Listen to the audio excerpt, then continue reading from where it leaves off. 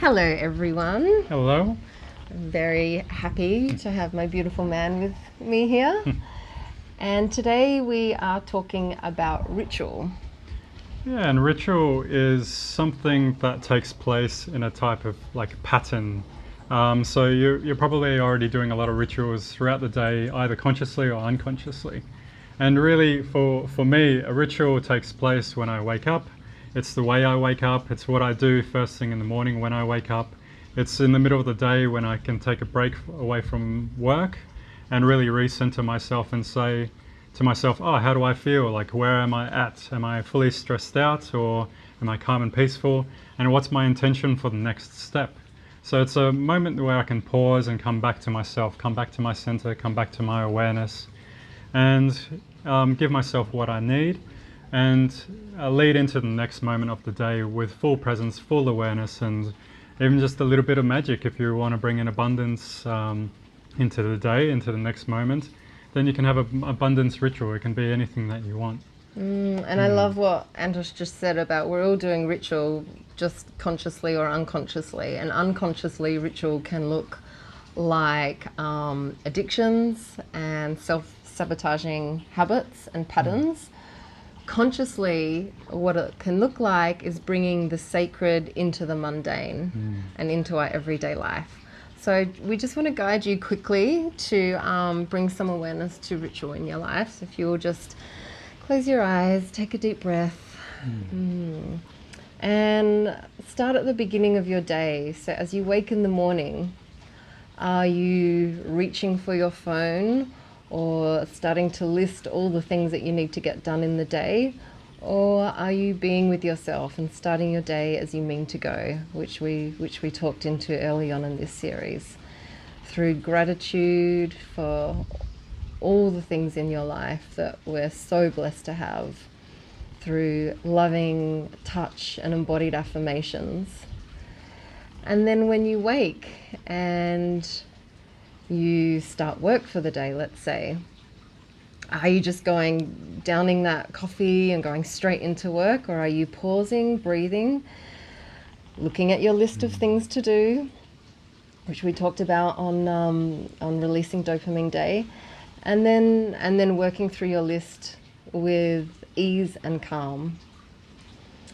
And then when you go to have your meals during the day, are you eating at your workstation? Are you sitting in front of the TV? Is that your ritual?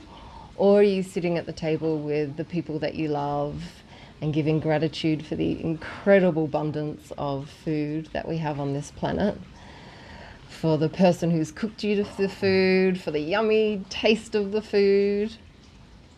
And then just fast forward to the end of your day, when you come home from work, when you're finished with your work day. Is your ritual to maybe grab a glass of wine or eat some comfort food or chuck the TV on?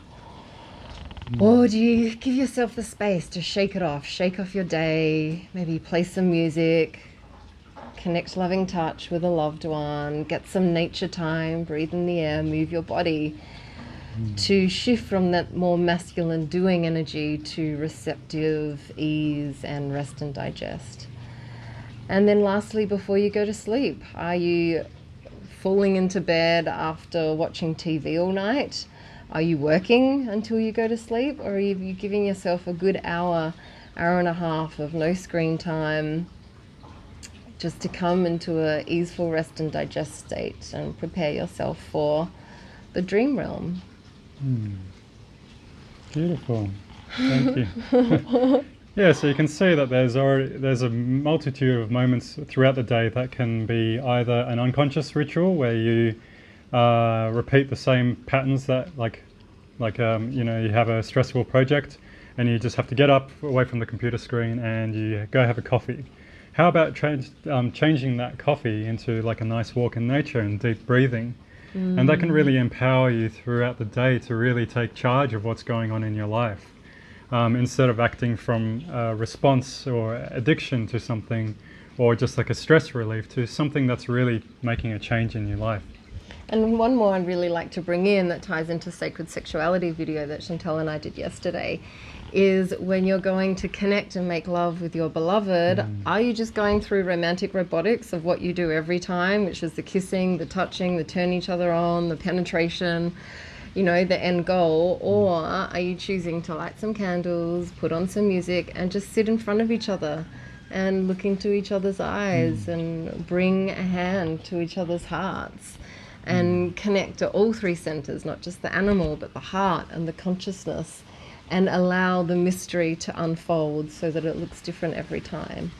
So we can literally bring ritual into pretty much everything that we do in life. And it's a wonderful way to stay deeply connected with ourselves, deeply connected to spirit, and deeply connected to others, rather than just being on autopilot. Beautiful. That's a perfect way to put it. So enjoy bringing ritual into your life. Have a play with it. And we'll see you tomorrow. See you.